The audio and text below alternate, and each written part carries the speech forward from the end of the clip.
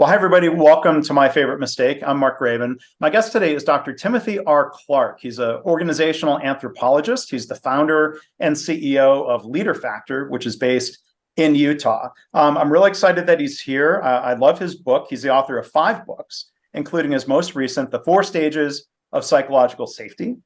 Tim has a PhD in social science from Oxford University. He was a British research scholar. He was a Fulbright scholar at Seoul National University in Korea. So I'm real excited. I've learned so much, Tim, from your book, your podcast, the training class I was able to do last year. Welcome to the podcast. I'm going to try not to be too awkward or starstruck here. Thank you. No, thanks, Mark. I'm delighted to be with you. Thank you. Thank you for that. And I'm going to have to remember, like, I hear your voice a lot when you're doing the podcast with Junior, and I'm going to have to keep reminding myself that I get to interact with you. Hey, just we're friends, so we're just going to have a conversation. Makes it Sure. nice.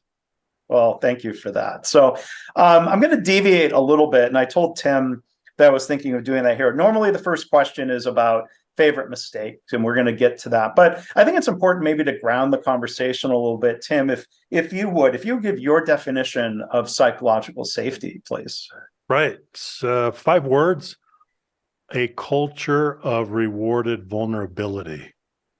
That means I'm going to reward your acts of vulnerability, and you're going to reward my acts of vulnerability. And out of that, if we do that consistently, then that creates a prevailing norm where we can both model and reward vulnerability. That creates an astonishingly powerful environment or culture where we can really reach our potential and do work that we otherwise couldn't do. So that's my definition. Yeah, well, thank you for that. And we'll have a chance to talk more, I think, after the favorite mistake story. But maybe just one other quick recap, with the 4 stages of psychological safety: inclusion safety, learner safety, contributor safety, and challenger safety.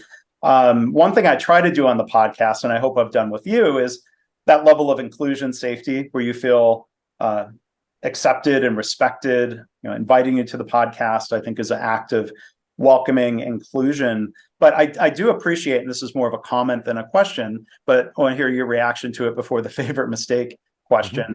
Mm-hmm. The candor that my guests exhibit or the vulnerability to share a story about a mistake is something that I'm deeply grateful for, not just because it creates content for a podcast, but it's just very generous of people. And I can't say it's strictly because I've created a comfortable environment for that. But I mean, what are your reactions to that? Yeah, my thoughts, Mark, on that. Well, it takes me to, I think, what is a principle that I see over and over again, and that is that there is a direct correlation and a positive relationship between vulnerability and your ability to learn. So the more vulnerable we can become in our conversation, in this dialogue, the more we're going to learn. Mm-hmm. Because we're willing to explore, we're willing to dig, we're willing to excavate, we're willing to examine things at a deeper level. We're trying to remove the inhibition, the fears, the doubts. And so what does that do? It allows greater learning. So that's what I would say. Yeah. Where we achieve that, we tend to have better experiences. Yeah.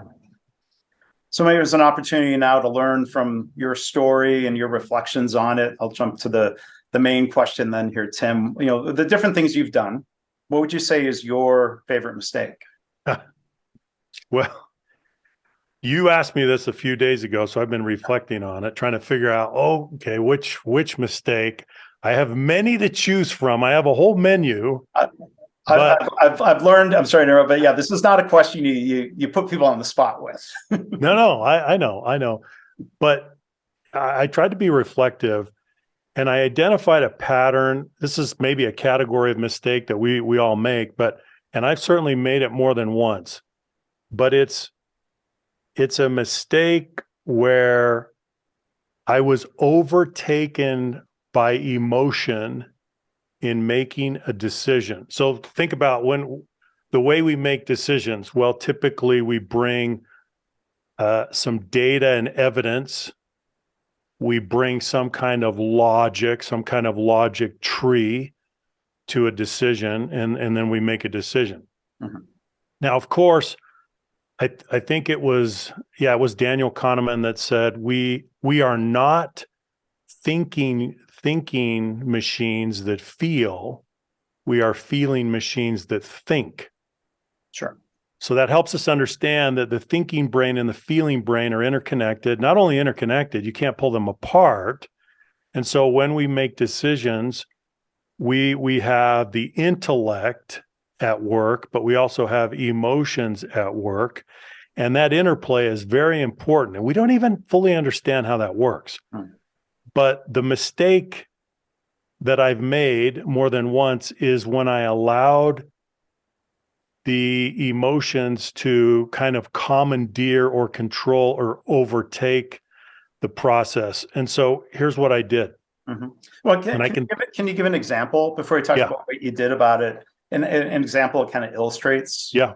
That? So I made this mistake twice. The first time, so I hired the wrong person, and I did it because, well, let me share a statement with you, Mark, that I think is very instructive. This is a statement that will always stay with me. It's by Gertrude Himmelfarb. She's an American historian. She passed away 3 or 4 years ago. But she said, nothing is as seductive as the assurance of success. You got to let that sink in. Nothing is as seductive as the assurance of success. So I remember, so I'm going back to the mistake. Yeah. I hired this individual, this was years ago, to an executive position. And the evidence wasn't really quite there.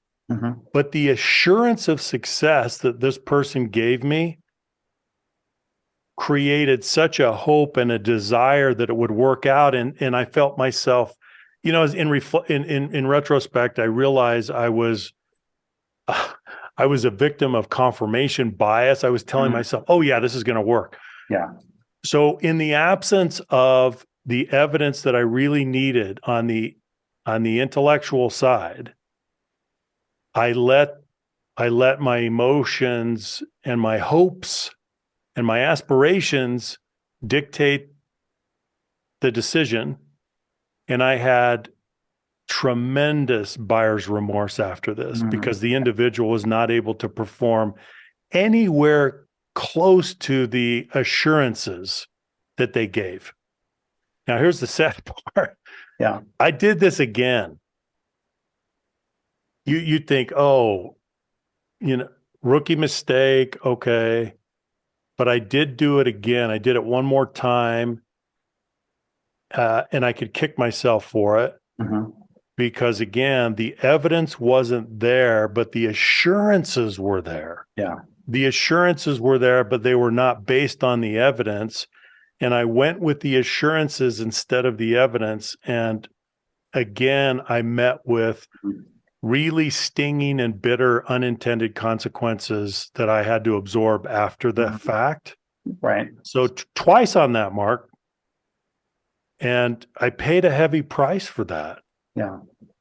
And it took me a while, and I just wasn't vigilant, alert enough, disciplined enough, and I made the mistake twice, and it was a killer. Well, I appreciate you sharing that, and people make mistakes like these, to think about learning from them, and not beating ourselves up for them. In both cases, did you have to come to the realization of that person needing to be removed then from the organization? Yeah. Both times. Yeah. Yeah. And even that, and so then you're faced with the sunk cost issue, and you're thinking, okay, know what? We'll just invest more. They're going to get there. They're going to get there, and you invest more. And at some point, you just have to cut your losses and move on. But even that is so difficult because you have invested a lot, and you're so hopeful that things are going to work. But again, you're not.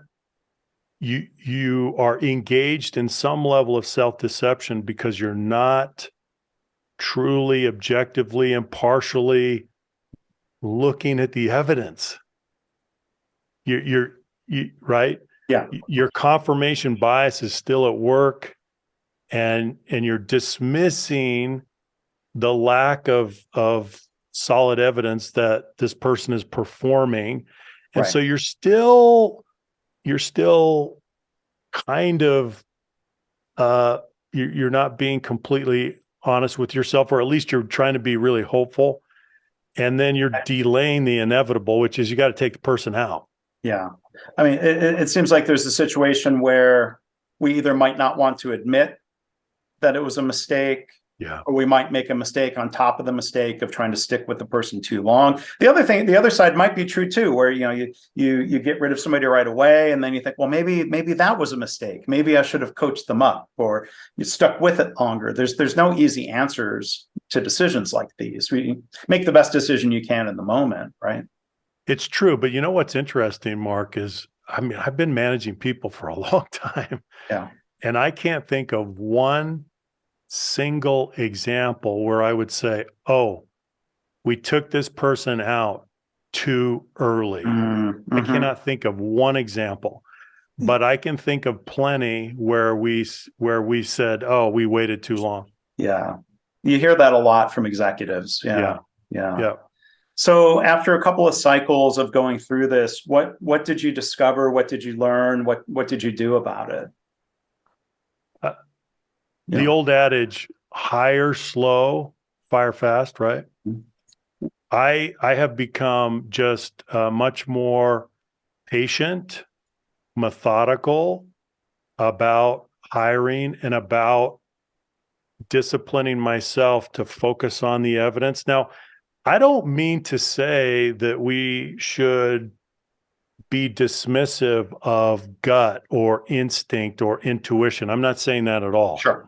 Those things are very important. In fact, we don't fully understand the interplay of the thinking brain and the feeling brain. We don't understand how the brain works to synthesize information and to draw conclusions sometimes. Yeah. And so we have to pay attention when we're feeling something, we're having a misgiving, we're having a doubt, we're worried about something. We have to pay attention to that. Right. That intuition, those instincts are very important. So I'm not at all suggesting that we're dismissing that. But what I am saying is, at least for myself, I had to learn to be very careful about allowing myself to be persuaded early based on reassurances.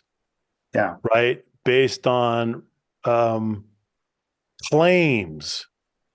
I can do this. We can do this. We're going to do this. We can achieve this. Where's the track record? Yeah. We have to see a demonstrated track record. We have to see some significant evidence of what might be possible. So I've become much more careful about demanding to see the evidence in the track record. Yeah. Well, I appreciate you sharing the story and the reflections. A vulnerable act in doing so.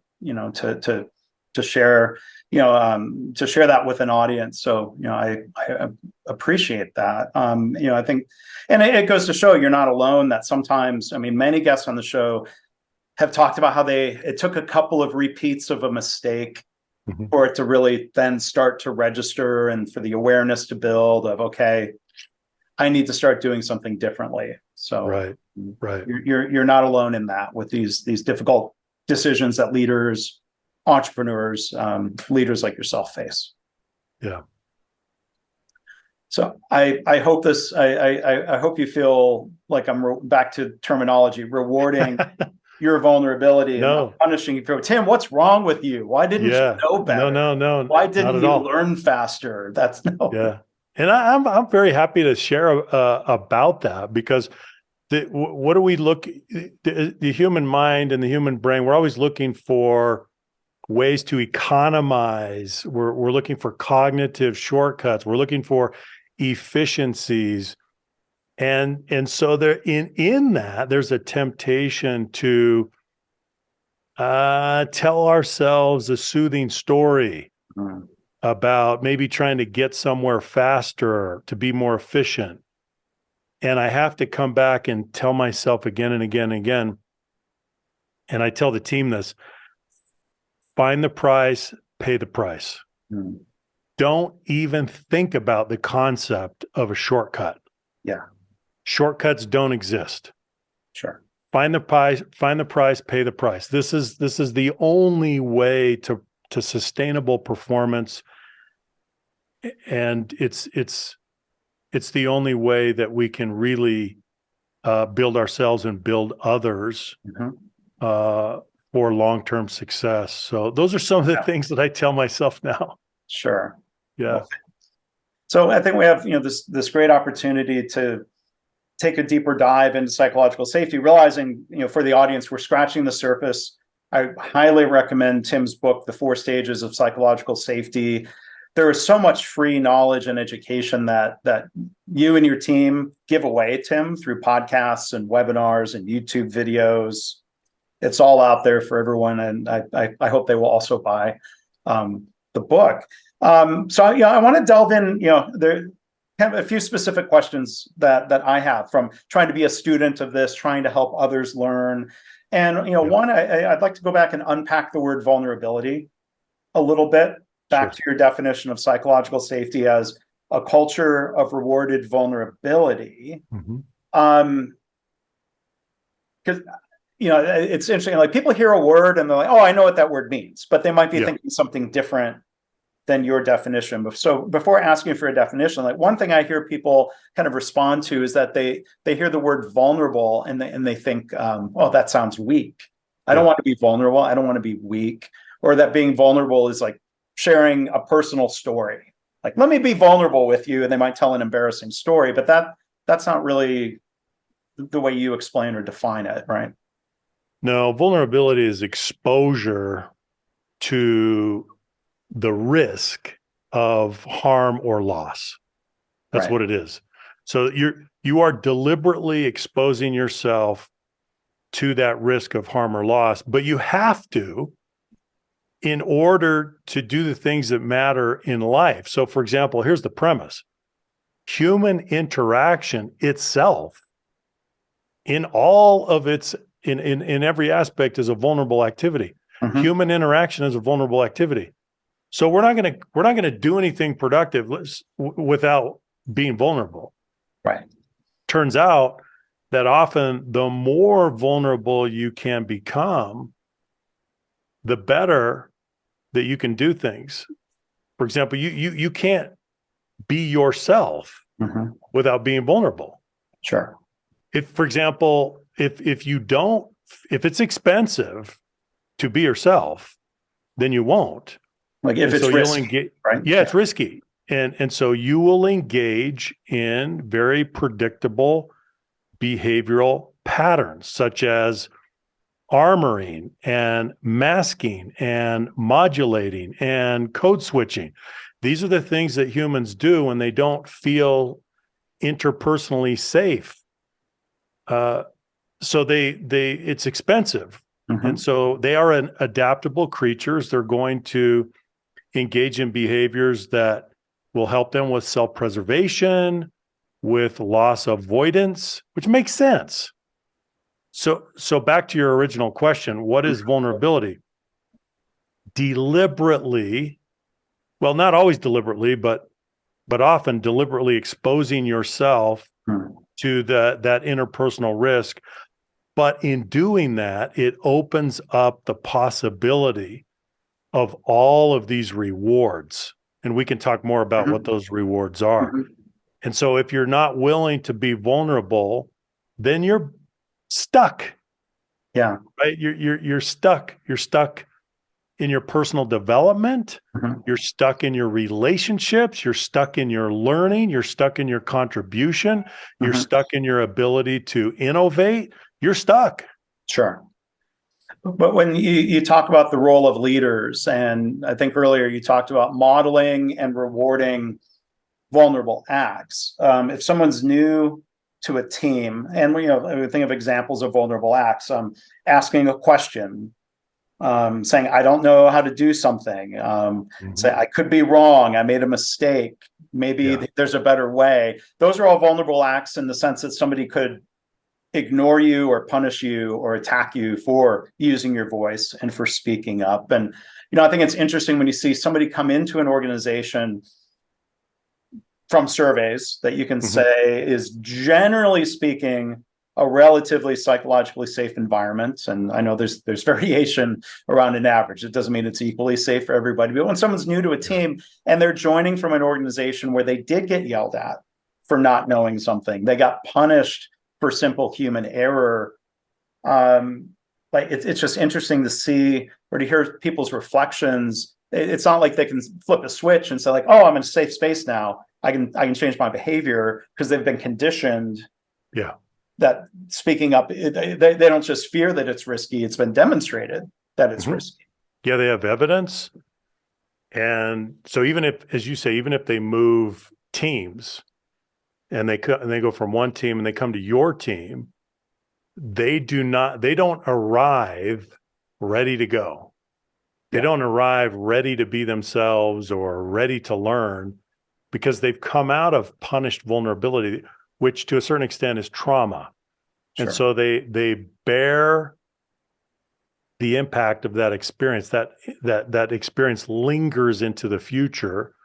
And until there's evidence to the contrary that they can see, right, as they do threat detection, that, oh, look what everyone else is doing. Look what Mark is doing. He's engaging in these acts of vulnerability and he's being rewarded for doing that. Mhm. And it registers and it registers and it registers. And you build up this new evidence that says this, it looks like you can do this and not be punished, but actually be rewarded. And so then so the person has to be re-socialized. Yeah. And then amazing things can happen. But if you're the leader, Mhm.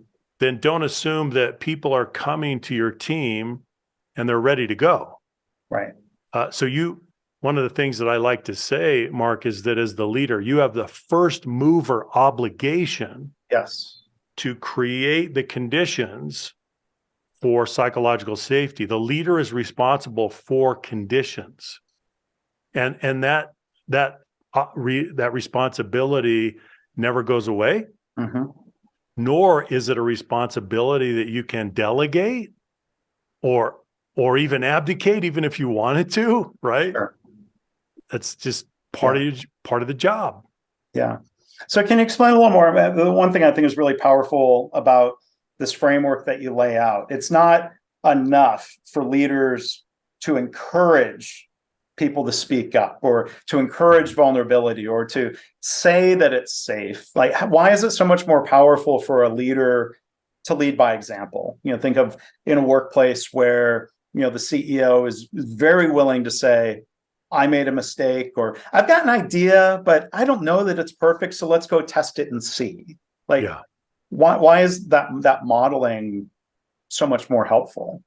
Well, first of all, it shows the way, Mhm. right? We say in writing, don't tell me, show me. Right. So someone needs to show us how this is done. We need a model that we can imitate. That's how we learn. We learn through imitation, especially behaviorally. So I need to be able to say, oh, look at Mark. Mark is, oh, that's how you do it. So that's what it looks like. So now I have a model that I can follow, I can imitate. Mhm. Number two, I need evidence that I can do it and that I won't be punished. Sure. So I need a body of evidence that tells me that it's okay, that I won't be punished, that I'll be rewarded for these vulnerable acts. So if the leaders are telling us, oh, you need to speak up, but they have not created the conditions that would allow us to speak up, they are essentially asking us to muscle through the fear. Yeah. Well, who's going to do that? Yeah. A few outliers will do that, but everyone else will not do that. Yeah. And it's not only ineffective, Mark, I would go so far as to say it's disingenuous to even ask if you haven't created those conditions, because you're responsible for those conditions as the leader. That's your job. And so I talk about this and I call this rhetorical reassurance, where the leader gets up in front of people and says, hey, we're going to have psychological safety now. Go ahead and speak up. What changed? Yeah. So you're going to legislate that into, but with your words, this doesn't work. You can't do this by decree or by fiat. It doesn't work that way. Yeah. Right. There's this phrase, and I don't know if I got it from you but this idea of like this word providing. I think like if you hear someone say, we're going to provide psychological safety. I'm like, well, you can provide donuts for the meeting, but psychological safety is not that simple. It's not something you buy or install. It's not a project. Install. I like that. Yeah.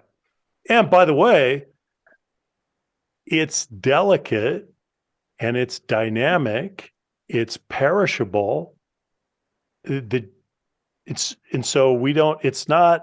not a project where I got that done. Let's move on to the next priority. This is ongoing. This requires constant modeling, constant reinforcement. It's an eternal process in culture. Right. Yeah. And you talk about people being brave or courageous or powering through. Like when in healthcare environments, I cringe when I hear discussions around nurses or people speaking up in a power dynamic where they are not the most powerful person. And you hear people say things like, well, you should speak up. You should challenge that surgeon. It's your professional responsibility. And I'm like, that just does not seem helpful or effective. No. It's not even rhetorical reassurance. It's more like just a demand. Right. And there's so much risk. Yeah. So let's go back to the fact that we typically work in hierarchies, which means that there are power differentials.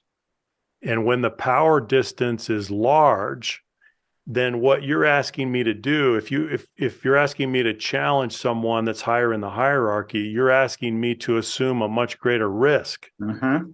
So the potential liability, the potential exposure, and the potential liability for me personally is massive. Right. Furthermore, I'm probably socialized to give deference to the chain of command. Right. And that's what we call authority bias.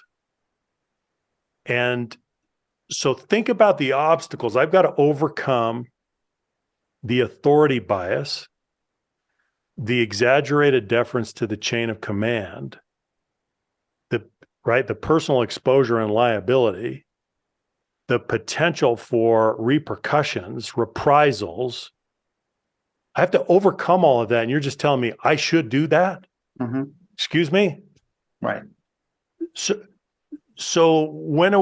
how do we get realistic about what it requires for the person that's subordinate to actually engage in that behavior? We have to enable that to happen, or it's not going to happen.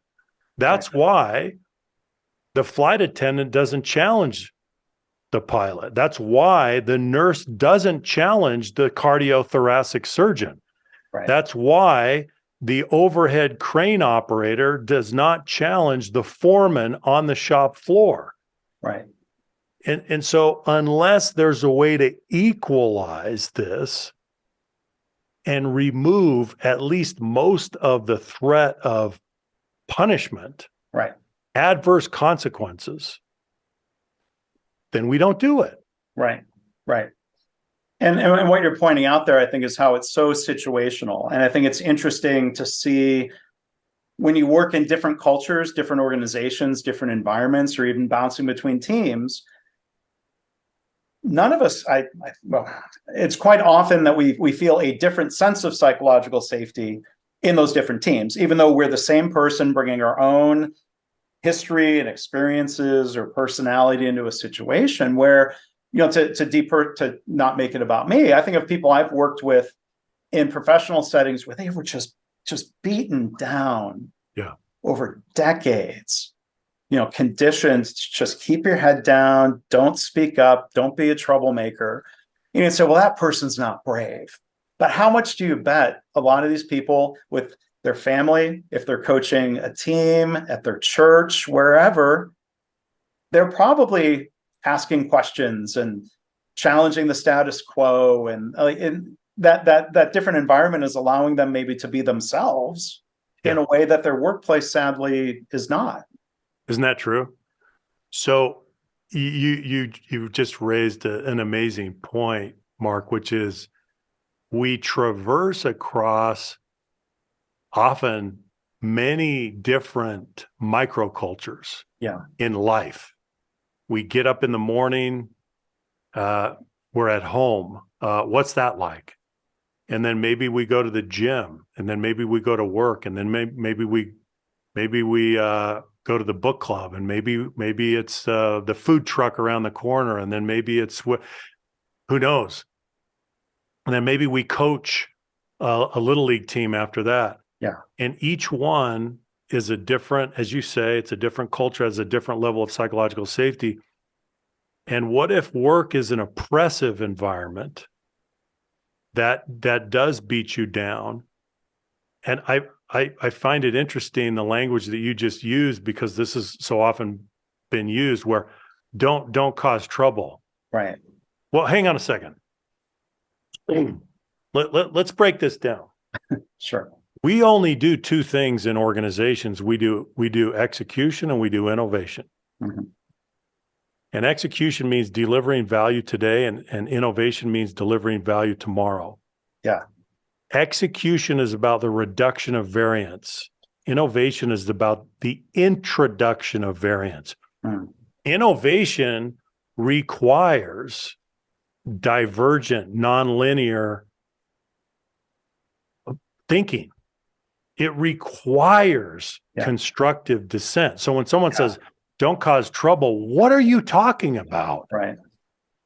We are trying to deliver value today and figure out how to deliver value tomorrow. We need divergent thinking. We need constructive dissent. Right.